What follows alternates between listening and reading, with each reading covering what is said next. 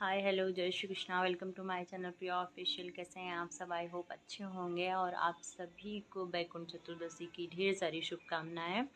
तो आज हम जानते हैं बैकुंठ चतुर्दशी का महत्व क्या है, क्यों मनाई जाती है, वो इसके पीछे कथा क्या है, क्यों इसका इतना ज़्यादा महत्व है। बैकुंठ कार्तिक मास में बैकुंठ चतुर्दशी का, शुक्ल पक्ष की चतुर्दशी का क्यों इतना महत्व।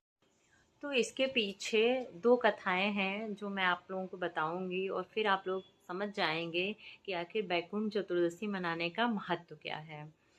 तो एक दिन क्या होता है कि नारद जी पृथ्वी लोक से घूमकर और विष्णु जी के पास चले जाते हैं। तो विष्णु जी नारद जी को देखकर आदर पूर्वक वहाँ पे बिठाते हैं और कहते हैं, बताओ नारद जी कैसे आना हुआ। तो नारद जी कहते हैं कि आपका तो नाम कृपा निधान है, तो आप अपने प्रिय भक्तों पर ही कृपा करते हैं, लेकिन जो सामान्य नर नारी हैं, जो सामान्य लोग हैं, उनको आपकी भक्ति कैसे प्राप्त होगी, कैसे उनको मोक्ष प्राप्त होगा। तो विष्णु जी कहते हैं कि नारद जी, कार्तिक मास की जो बैकुंठ चतुर्दशी, कार्तिक मास की शुक्ल पक्ष की जो चतुर्दशी आएगी, वो बैकुंठ चतुर्दशी होगी। उस दिन जो भी लोग व्रत रखेंगे और हमारा ध्यान करेंगे, पूजा पाठ करेंगे हमारे लिए, उनके लिए सीधे बैकुंठ के द्वार खुले रहेंगे और उनको मोक्ष की प्राप्ति। तो दूसरी कथा ये आती है कि एक बार भगवान विष्णु काशी विश्वनाथ गए। वहाँ पे उन्होंने मणिकर्णिका घाट पे स्नान किया और भगवान भोलेनाथ को प्रसन्न करने के लिए 1000 कमल के फूल को अर्पित करने का संकल्प किया।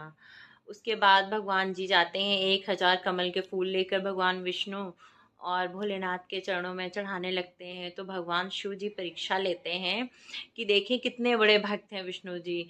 तो उस 1000 फूलों में से एक फूल वो छुपा कर रख लेते हैं, गायब कर देते हैं।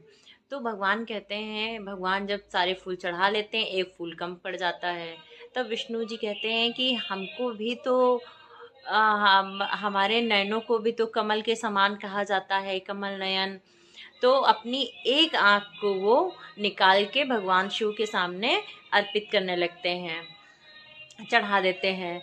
तो शिव जी बहुत प्रसन्न हो जाते हैं और कहते हैं कि कार्तिक मास की शुक्ल पक्ष की चतुर्दशी को बैकुंठ चतुर्दशी कहा जाएगा। और इस दिन सबसे पहले आपकी जो भी पूजा अर्चना वंदना करेगा, आपके लिए व्रत रखेगा, उसके लिए बैकुंठ के द्वार हमेशा के लिए खुले रहेंगे, उसको मोक्ष की प्राप्ति हो जाएगी।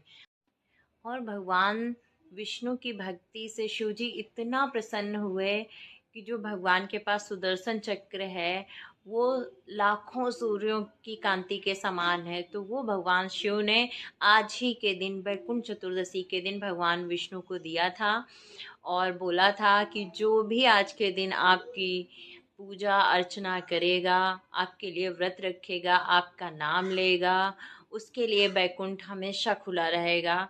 और तो ये तो आप लोगों ने कथाएं सुन ली और उसका महत्व जान लिया। और आप लोगों को बता दूं कि इस दिन 14 दीपदान करने का भी बहुत बड़ा महत्व है।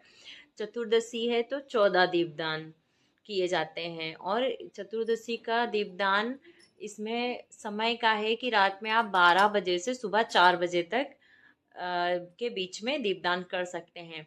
लेकिन इसमें प्रॉब्लम ये आती है, जो भी गृहस्थ में हैं और उनके बच्चे हैं, मेरा भी छोटा बेटा है, तो मैं इतना रात तक कैसे जगूंगी या उसको कैसे संभालूंगी। तो हम लोग क्या करेंगे कि शाम को ही, जो दिन और शाम 2 दिन मिलते हैं, तो शाम को सबसे अच्छा है कि आप 14 दीपदान करिए। कहाँ कहाँ पे करना है ये भी आप लोग सुन लीजिए। तो 14 दीपों में से आप पहला दीपदान विष्णु जी को करेंगे, उसके बाद में शिव जी को करेंगे, उसके बाद में 2 आप घर के मुख्य द्वार पे करेंगे। फिर आप 2 आकाश का दीपदान करेंगे। तो 2 2 4 और 2 6 हो गए, बचे 8 दीप। 8 दीप में से आप एक बेलपत्र को, तुलसी जी को, बचे 6। उसके बाद आप घर के हर कोने में, रूम में, और जो भी आपकी तिजोरी हो उसके आसपास, ऐसे करके आप 14 दीपों का दान कर सकते हैं, जिनका आज के दिन बहुत महत्व है। जो भी लोग इसका पूरा विधि विधान से, या भगवान विष्णु का थोड़ा सा भी नाम ले लेते हुए इतना विधि विधान नहीं कर पाते हैं, उनको मोक्ष की प्राप्ति, उनके लिए बैकुंठ के द्वार हमेशा के लिए खुले रहते हैं। तो आप, तो ऐसे ही आज आप लोग विष्णु जी, भगवान विष्णु को, शिव जी को, दोनों को प्रसन्न कर सकते हैं। और तो कैसा लगा है मेरा ये वीडियो पसंद आया हो तो लाइक कीजिए। ऐसे ही और वीडियो देखने के लिए चैनल पे नए हो तो सब्सक्राइब कीजिए। राधे राधे।